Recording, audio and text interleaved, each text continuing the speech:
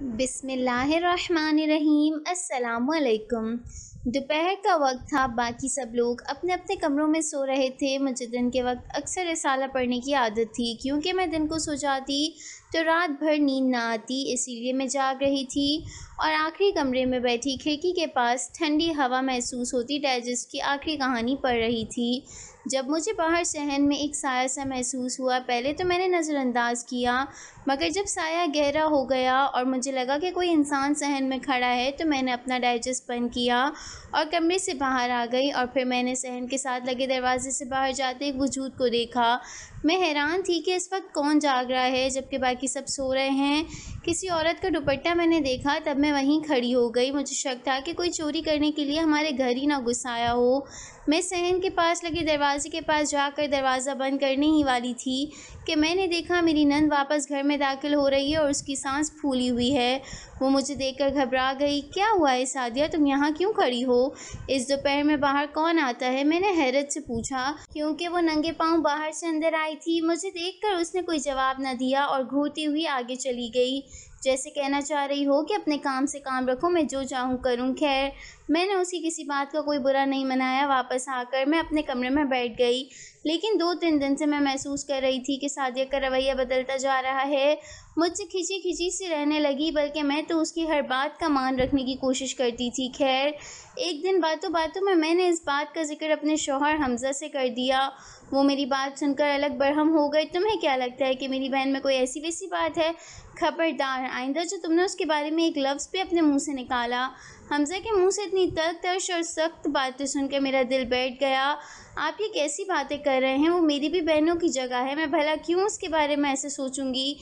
बस यही कह रही थी कि उसे कोई मसला है, तभी वो हमको बताना नहीं चाहती। बताती चलूँ कि मेरी नंद की उम्र 30 साल हो गई थी, मगर वो अभी तक कुंवारी बैठी थी। तभी अगले दिन मैंने फिर हमज़ा से अपनी नंद का मौजू छेड़ा। बात सुनिए, मैंने डरते डरते कहा, अगर आप कहें तो मैं सादिया के लिए एक रिश्ता लाना चाहती हूँ। वैसे भी उसकी उम्र काफ़ी हो गई है, शादी करके घर बसा लेगी तो उसकी ज़िंदगी भी अच्छी गुजरेगी, वरना तो यूं ही मसले मसाइल होते रहेंगे। मेरा ये करना था कि मारे गुस्से के उठ खड़े हुए उन्होंने टेबल पर पड़ा कांच का ग्लास भी ज़मीन पर दे मारा। मुझे सख्ती से मना किया कि आइंदा कभी ऐसी कोई बात ना करूं। हालांकि सादिया मेरी छोटी बहनों की तरह थी, मैं उसका घर बसाना चाहती थी, लेकिन उसके अपने ही भाई को अपनी बहन की कोई परवाह नहीं थी। मैं खामोश होकर बैठी रही, लेकिन हिम्मत हारने वालों में से मैं नहीं थी। सुबह होते ही मैंने अपनी सास से इस बारे में बात करने का सोचा, क्योंकि मेरे ख्याल में भाइयों को ऐसे मामलात में उलझाया भी नहीं जाता। मैंने अपनी सास से अपनी नंद के रिश्ते की बात की तो खिलाफ तवक्को उन्होंने अच्छा जवाब दिया। बोली कि हाँ बेटी, मैं भी चाहती हूँ कि सादिया की शादी हो जाए, ये अपना घर बसा ले, मगर मुझे लगता है कि ऐसा मुमकिन नहीं हो पाएगा। उनकी उदासी देखकर मैं समझ गई थी कि वो भी अपनी बेटी का घर बसाना चाहती हैं। मैंने उनसे वादा किया कि मैं अपने मायके से कोई ना कोई रिश्ता सादिया के लिए ज़रूर लाऊंगी। ये अगले दिन दोपहर की बात है, जब मैं मामूल के मुताबिक बैठी रिसाले की वर्क गिरदानी कर रही थी, तभी मुझे बाहर एक साया नज़र आया, जिसे देखते ही मैं बाहर गई। मैं जानना चाहती थी कि मेरी नंद दोपहर के वक्त कहाँ जाती है और उसकी क्या सरगर्मियाँ हैं। तो जाकर मैंने देखा सहन में कोई नहीं था, लेकिन बाहर से हल्की हल्की चीख की आवाज़ आ रही थी। मैं ये सुनकर हैरान रह गई। बाहर जाकर देखा तो सादिया दरवाजे के पास बैठी रो रही थी। मुझे उसका ये रोना धोना समझ में नहीं आया। तभी मैंने उसे अंदर आने को कहा। मुझे देखकर वो और ज़्यादा रोने लगी, यहाँ तक कि मुझे अपने घर वालों को बुलाना पड़ा। लेकिन जब तक मैं अपनी सास को बुलाती सादिया बेहोश हो चुकी थी। मैंने और मेरे शौहर हमज़ा ने उसे उठाकर चारपाई पर डाला, मगर वो बदसतूर बेहोश थी। फिर हमने लाख कोशिश की कि वो होश में आ जाए, मगर ऐसा नहीं हुआ। हम लोग उसे अस्पताल ले गए, क्योंकि उसके मुंह से अजीब सा जाग निकल रहा था। अस्पताल वालों ने भी कोई मदद नहीं की, क्योंकि उस दिन हड़ताल थी। तब सादिया की हालत बिगड़ गई। रास्ते में हमें एक औरत मिली, वो होलिये से नर्स मालूम होती थी। औरत कहने लगी, तुम्हारी बेटी की तो जान चली गई है, अब इसे अस्पताल में ले जाने की कोई ज़रूरत नहीं, ना ही कोई फ़ायदा है। हमारे तो होशो हवास उड़ गए। हम सोच भी नहीं सकते थे कि सादिया इस उम्र में चल बसेगी। सादिया को घर लाया गया, हर तरफ सफ़ मातम बिछ चुकी थी। ख़ानदान वालों को यकीन नहीं आ रहा था कि एक 30 साल जवान औरत इस दुनिया से रुखसत हो गई, जिसने अभी तक ज़िंदगी की खुशियों का मज़ा भी नहीं चखा था। क्योंकि मुझे अपनी नंद की मौत का अफसोस तो था, मगर मेरी वो कैफ़ियत नहीं थी जो हमज़ा और मेरी सास की थी। तभी मैं खामोश हो रही, मेरे होश व हवास बहाल थे। मगर हैरत मुझे इस वक्त हुई जब सादिया को गुस्ल देने के लिए एक ऐसी औरत आगे बढ़ी जिसे मैं जानती ही नहीं थी। वो औरत कोई और नहीं बल्कि वही नर्स थी जिसने हमें रास्ते में ये बताया था कि सादिया की मौत वाक़या हो गई है। सादिया के घर वालों को तो कोई होश ना था। औरत ने अपनी ज़िम्मेदारी पर सादिया को गुस्ल दिया और किसी को भी सादिया के जनाजे को हाथ तक न लगाने दिया। हम सब ऐसा करना भी नहीं चाहते थे क्योंकि उसने ख़ुद को गुस्ल और तदफीन देने की माहिर औरत ज़ाहिर किया तो हम लोग खामोश हो गए। उसने कहा कि वो तमाम फ़राइज़ से भी वाकिफ़ है। सादिया के घर वालों पर तो क़यामत टूट पड़ी थी। वो इस नागहानी हादसे के लिए तैयार नहीं थे। सो सब लोग खामोश रहे। कफ़न दफन का इंतज़ाम भी पड़ोसियों ने ही किया जबकि वो औरत जनाजे के साथ साथ रही। मुझे इस औरत को देखकर अजीब सा महसूस हो रहा था। उसकी पुरस्कार काली आंखें और तासुरात से आरी चेहरा अजीब सा लग रहा था। मेरी सास ने जब जनाजा उठने लगा तो अजीब वावेला मचा दिया। रो रो कर आसमान सर पर उठा लिया और जनाजे के साथ चल पड़ी। हम उन्हें रोकते ही रह गए मगर वो नहीं रुकी। जब मर्द जनाजे लेकर कब्रिस्तान पहुँचे तो पीछे पीछे मेरी सास भी कब्रिस्तान चली गई। उनको रोकने के लिए हम सब नाकाफ़ी हो गए थे। उनका रोना चिल्लाना हमसे भी बर्दाश्त न हो रहा था। बिलाखिर हमज़ा ने मुझे उनको रोकने से मना कर दिया। बोले कि उन्हें अपने दिल की भड़ास निकालने दो, ऐसा ना हो कि सदमे से पागल हो जाएं। मगर मैं उनके साथ साथ ही थी। कब्रिस्तान में अब हमारे चंद एक रिश्तेदार ही रह गए थे। सादिया को कब्र में उतारा जा रहा था। मेरी सास यहाँ भी कब्र के दहाने तक आईं। बड़ी मुश्किल से मैंने उन्हें संभाला। सादिया की कब्र बंद की जा चुकी थी। मेरी छोटी बहन भी मेरे साथ खड़ी थी। हम लोग जब घर वापस आए तो घर में अजीब सी वीरानी थी। मैंने अपनी बहन को अपने पास रोक लिया। कहने लगी कि मैं आज आपके साथ ही रुक जाती हूँ। आपके घर का माहौल ठीक नहीं है। ऐसे में आपके लिए भी परेशानी होगी और काम का बोझ भी बहुत ज़्यादा होगा। मैंने अपनी बहन नादिया का शुक्रिया अदा किया। रात को मैं और मारिया एक ही कमरे में थे जबकि हमज़ा अपनी अम्मी के साथ दूसरे कमरे में सोए थे। घर के माहौल में सुकूत तारी था, हर तरफ सुगवारी थी। तब मैंने सोने से पहले अपने हाथ में देखा तो मेरे हीरे की अंगूठी गायब थी। मेरे पाँव तले से ज़मीन खिसक गई। ये वो अंगूठी थी जिसकी मालियत 20 लाख थी। यूँ कह लें कि ये किसी ख़जाने से कम नहीं थी और हमज़ा ने शायद अपनी सारी ज़िंदगी की दौलत और मेहनत इस अंगूठी में लगा दी थी। शायद उनकी ये ज़िद थी कि वो मुझे शादी की रात हीरे की अंगूठी तोहफ़े में देंगे। मैं उनका ये तोहफ़ा हर वक्त अपनी उंगली में ही रखती थी, कभी भी उसे ना उतारती थी। लेकिन आज वो अंगूठी मेरे हाथ से गायब थी। यही सोच के मेरा दिल होलने लगा। मैंने अपनी छोटी बहन को ये बात बता दी तो उसने मुंह पर हाथ रख दिया और कहने लगी, बाजी मैं तो समझी कि वो कोई आम सी अंगूठी है। आप बता देती तो मैं पहले ही आपको मुत्तला कर देती। जब आप शाहीन आंटी को संभाल रही थी तो वो अंगूठी सादिया की कब्र में गिर गई थी। मुझे लगता है कि वो वहीं रह गई है। मैंने देखा भी था, मट्टी में अंगूठी जज्ब हो गई थी। जबकि आपको इसलिए ना बताया कि शायद मामूली अंगूठी हो। यूँ कब्र से कोई चीज़ लेना अच्छा नहीं लगता। मारिया की इस बात को सुनकर मैंने अपना सर पीट लिया। उफ़ खुदाया, मारिया तुम कितनी बेवकूफ़ हो। मुझे उस वक्त बता दिया होता तो कितना अच्छा होता। मुझे इस वक्त कब्रिस्तान न जाना पड़ता। क्या कह रही हो बाजी? मारिया चीख कर बोली। इस वक्त कब्रिस्तान जाना हरगिज़ ठीक नहीं होगा।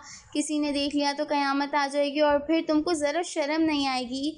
अपनी नंद की कब्र खोद कर वो अंगूठी निकालते हुए मारिया ने बज़ाहिर मुझे शर्म दिलाना चाहा, मगर मैं इस बात पर बिल्कुल भी आमादा नहीं थी कि मैं अपने हीरे की अंगूठी कब्र में रहने देती।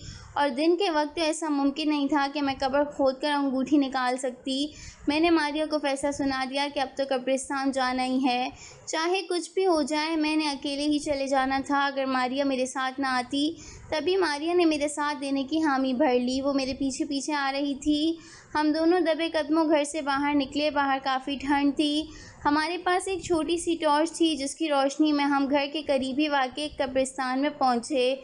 अभी मिट्टी ताज़ा ही थी। हम लोगों ने जाकर उसे हटाना शुरू कर दिया। ज़रा सी रोशनी करते और ज़्यादा वक्त खोदने में लगाते। डर भी बहुत लग रहा था क्योंकि सनसनाहट पे उरूज पर थी और कुत्तों के भौंकने की आवाज़ें भी आ रही थी।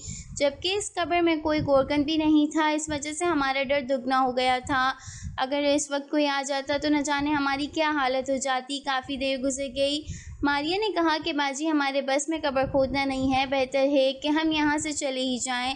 मगर मैंने हिम्मत न हारी। खबर खोदते खोदते बात सिलों तक आ गई, जिन्हें हटाना मुश्किल तो था, मगर मैंने और मारिया ने ज़ोर लगाकर इन सिलों को भी परे कर दिया। अब मसला अंगूठी निकालने का था। तभी हमारी नज़र जब कब्र की मिट्टी पर पड़ी तो हम दोनों के पाँव तले से ज़मीन से रख गई। सर पर गोया आसमान आ गिरा। मेरी नंद की कब्र खाली थी और इसमें उसकी लाश भी नहीं थी। ये दोनों के लिए हैरत की बात थी। दिल में हज़ारों वसवसे आने लगे। मारिया की बातों ने मुझे पहले ही डरा रखा था। मैं अंगूठी तो क्या ढूंढती, इस मिट्टी में कुछ नज़र ही ना आ रहा था। अपनी तलाश से थक हार कर हम लोग कब्रिस्तान से निकल आए। मैं और मेरी छोटी बहन इसी बात पर गुफ्तगू कर रहे थे कि आखिर नंद की लाश इसकी कब्र से कहाँ चली गई। हमारी तो खौफ के मारे बुरा हाल था। बड़ी मुश्किल से जब हम लोग घर पहुँचे तो एक और क़यामत हमारी मुंतज़र थी। घर का दरवाज़ा बंद था, यानी कि किसी ने खुला समझकर घर के दरवाजे को बंद कर दिया।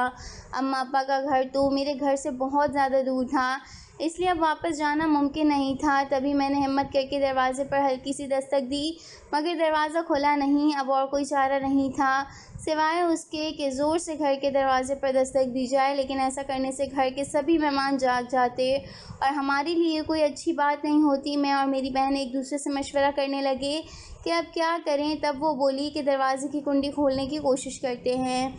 अभी हम लोग इसी कोशिश में थे कि घर के अंदर शोर पैदा हुआ। गालिबन घर में मौजूद मर्दों को लगा कि दरवाजे पर कोई चोर आ गया है। वो हथियार लेकर बाहर आ गए। मैं और मेरी छोटी बहन सहम कर एक तरफ खड़े हो गए।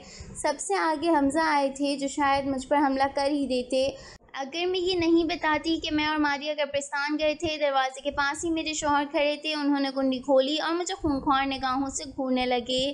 घर के 2-3 लोग भी जाग गए थे। मेहमानों को खबर हो गई थी कि घर में कोई बदमज़गी हो गई है। मेरे शौहर पहले ही सदमे से निढाल थे। उन्होंने मेरी इस हरकत पर बहुत बुरा मनाया। होते होते ये बात रिश्तेदारों तक फैल गई और मेरी छोटी बहन के मुंह से भी ये निकल गया कि मेरी नंद की लाश कब्र में मौजूद नहीं है। इस बात से हमज़ा बहुत परेशान हुए। मैंने इस बात पर बहन को डांटा और शौहर को यकीन दिलाने की कोशिश की ये झूठ बोल रही है, मगर उन्हें कहाँ चैन आना था। ये फ़ौरन अपने और मर्दों के साथ कब्रिस्तान पहुँचे। वहाँ जाकर पता चला कि कब्रिस्तान में वाकई लाश गायब है, जो सादिया की कब्र में रखी गई थी, यानी कि सादिया का मुर्दा वजूद कब्र से उठा लिया गया था। ये बात जानते ही पूरे ख़ानदान में कहराम मच गया। मेरे शौहर का तो गुस्से से बुरा हाल था कि आखिर ये हरकत किस शख्स ने की है। इस बदबख्त को तो ज़मीन में गाड़ देना चाहिए। मैंने भी सारी सच्चाई बता दी। अपनी हीरे की अंगूठी के मुतालिक अपने शौहर को आगाह किया। इस बात पर तो उन्होंने मुझे माफ़ कर दिया, लेकिन इस बात पर सभी गुस्से में थे कि आखिर सादिया की लाश कब्र से गई कहाँ है। तो पूरे ख़ानदान की बेहुरमती थी कि हम लोग ऐसे ख़ानदान से ताल्लुक़ रखते थे जिस ख़ानदान की औरतें कभी अपना इकबाल भी किसी पर ज़ाहिर ना होने देती। इस बात की वजह से हमारे ख़ानदान में नई मुसीबत आकर रह गई। सब लोगों ने मेरे सास ससुर और शौहर से सवाल करना शुरू कर दिए कि आखिर आपकी बेटी की लाश कहाँ गई है, उसे कौन उठा कर ले गया है, कहीं ये सब कोई ड्रामा तो नहीं था। इस बात से हम लोग बहुत दिलबर्दाश्ता हुए। हमज़ा कब तक लोगों की बातों का जवाब देते। बिलाखिर उन्होंने मुझसे कहा कि हमें ये इलाका छोड़कर ही चले जाना चाहिए। लोगों का काम है कि दूसरों की ज़िंदगी को हराम कर देते हैं, इसलिए अब यहाँ रहने का कोई जवाज़ नहीं बनता। हमज़ा ने महकमे में दरख्वास्त दी तो 2 महीने में उनकी ट्रांसफ़र ऑर्डर आ गए। हैरत की बात यह थी कि लोग अभी तक इस बात को भूले नहीं थे। बिलाखिर हम लोग ये इलाका छोड़कर पन्नू आकर चले गए। यहाँ के लोगों को हमारे बारे में कुछ मालूम नहीं था। हम सब यहाँ पर यूँ आए थे जैसे कि कोई किसी और देश में आ गए हों। यहाँ के लोग ज़्यादातर पठान थे और इनकी बोली भी हमें समझ न आती थी। बज़ाहिर ज़िंदगी में सुकून सा आ गया था। चंद ही दिनों के अंदर मैंने इस घर को पहले ही जैसा बना दिया था। सास ससुर को भी अपनी खिदमत से संभाल लिया। वो अगरचे अपनी बेटी के गम में थे, मगर नए इलाके में आकर वो भी बहुत कुछ भूल भाल गए थे। बहरहाल कोई कब तक अजनबी रहता है। कुछ ही दिन में हमारी आसपास के लोगों के साथ बातचीत बढ़ने लगी। हम लोगों ने आना जाना शुरू किया और आसपास की खबर रखने लगे। एक दिन मेरी पड़ोस में एक औरत थी। वो मेरी बातें सुनने लगी तो बोली कि तुम लोग जिस इलाके से आए हो उसी इलाके के यहाँ एक और मियाँ बीवी भी रहने आए हैं। उन्होंने अपने घर वालों से छुपकर शादी की है, इसी वजह से वो यहाँ पर रहने आ गए हैं। क्योंकि इस इलाके में इनको कोई नहीं जानता। अगर तुम इनसे मिल लोगी तो तुम्हारी इससे जान पहचान हो जाएगी, क्योंकि तुम दोनों का इलाका एक ही था। इसीलिए तुम्हारी उदासी भी दूर हो जाएगी। मुझे अपने पड़ोसन की ये बात सही लगी, तभी मैंने उसे कहा कि मुझे किसी दिन उस लड़की से मिलवाना।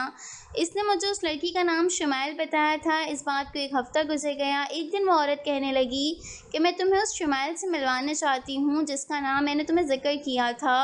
वो आज अकेली होगी, उसका शौहर दिन को काम को जाता है। अगर तुम उससे मिलना चाहती हो तो मुझे बताना। मेरा दिल आज वैसे भी बहुत उदास हो रहा था। मैं शुमाइल से मिलने अपनी उसी पड़ोसन के साथ चली गई, लेकिन जब मेरी नज़र उस पर पड़ी तो मेरे हैरतों के पहाड़ मुझ पर टूट पड़े, क्योंकि वो कोई और नहीं बल्कि मेरी अपनी नंद सादिया ही थी। वो भी मुझे यहाँ पर देखकर बहुत हैरान हो गई, मुझसे नज़रें चुराने लगी। मैं उस पर गुस्सा भी हुई और पूछा कि आखिर इतने बड़े ड्रामे का मकसद क्या था? क्या तुम्हें अपने घरवालों की इज़्ज़त का, अपने माँ बाप के जज्बात का ज़रा भी ख्याल ना था? मेरी बातें सुनकर वो मुझसे नज़रें चुराने लगी, शर्मिंदा भी हुई थी, मुझसे माफ़ी मांगने लगी, मगर उसकी माफ़ी से क्या हो सकता था। बहरहाल उसने मुझे जब अपनी पूरी कहानी सुनाई तो मेरा गुस्सा उस पर से कम हो गया, क्योंकि अपनी जगह वो भी दुरुस्त थी और ऐसा करना शायद उसका हक़ तो नहीं था, मगर पाबंदियों और जुल्म के नतीजे में बगावत होना एक आम सी बात है। फिर मुझे सादिया ने बताया कि उसके माँ बाप ने 6 साल उसके रिश्ते मुस्तरद किए और उसका मकसद सिर्फ़ और सिर्फ ख़ानदान में शादी करना था, जबकि ख़ानदान में उसका हमपल्ला रिश्ता मौजूद ना था। ऐसे में सादिया को पुख्ता यकीन था कि उसका हाल भी उसकी 50 साला फूफी जैसा ही होगा, जिन्होंने सारी ज़िंदगी अच्छा रिश्ता ना मिलने की वजह से शादी नहीं की थी और आज वो अपनी ज़िंदगी में मुकम्मल तौर पर बेसहारा थी। सना की बात अपनी जगह सही थी, क्योंकि वो लड़का जिसे सादिया पसंद करती थी और जो उसके लिए अपनी जान तक देने को तैयार था और एक डॉक्टर था और दूसरे ख़ानदान से ताल्लुक़ रखता था। सादिया के माँ बाप कभी भी इस रिश्ते पर राज़ी ना होते, इसलिए उसने बगावत का रास्ता चुना और अपने माँ बाप की नज़रों में हमेशा के लिए मुर्दा होकर अपनी मुराद को पा लिया। खुदा जाने उसे झूठ मूठ गुस्सा देने वाली नर्स कौन थी और बाकी सब मामलात किसने तय किए, मगर मैं ये सोचती रह गई कि क्या सादिया ने सही किया या गलत किया। उसे अपने माँ बाप के ख़िलाफ़ इस हद तक जाना चाहिए था या फिर कुछ और अरसे सब्र कर लेती। आपके ख़्याल में क्या होना चाहिए था? अपनी राय मुझे ज़रूर कमेंट बॉक्स में कीजिएगा। तो दोस्तों, अगर कहानी अच्छी लगी हो तो कहानी को लाइक और शेयर ज़रूर करना। चलती हूँ मैं, मिलते हैं अब नई कहानी के साथ। अपना बहुत ज़्यादा ख्याल रखना। अल्लाह हाफ़िज़।